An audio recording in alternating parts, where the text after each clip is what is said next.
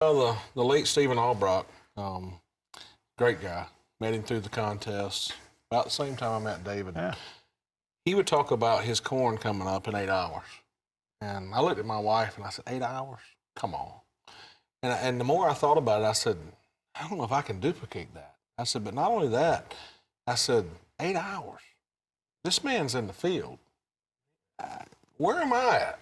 Am I 24 hours? Am I 12 hours?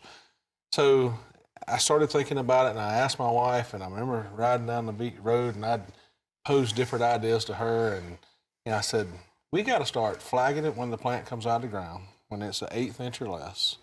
We need to be there when it emerges. And I said, we need to know how many GDUs it takes for that first plant to emerge. And then we need to go back out there 12 hours later, and we need to mark every plant that's up now that wasn't up 12 hours ago and use a different flag color. And then go back every 12 hours until we get 1/1000th of an acre. If we plant 35,000s, in theory, we would have 35 plants, hopefully come up at the same time or in that 8-hour window. I wanted to see where I was at. But what we would do is we'd go out there and we would mark every 12 hours until all those plants were up in that 1/1000th of an acre.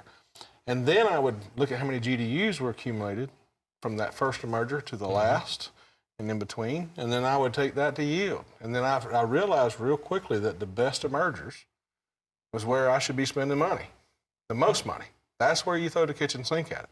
Because if, everybody spends money on inputs and everybody seems to have a new input out there that they want you to spend money on, but do you want 70% of your plants to respond or do you want 100%? Good point. It's about return on investment. So now I got the idea from David and discussions with him and Stephen Albrock. They need to come up in a short period of time, but more importantly, we figured out how many GDU separation there needs to be between the first and the last emerger to maximize profitability. And there you go again.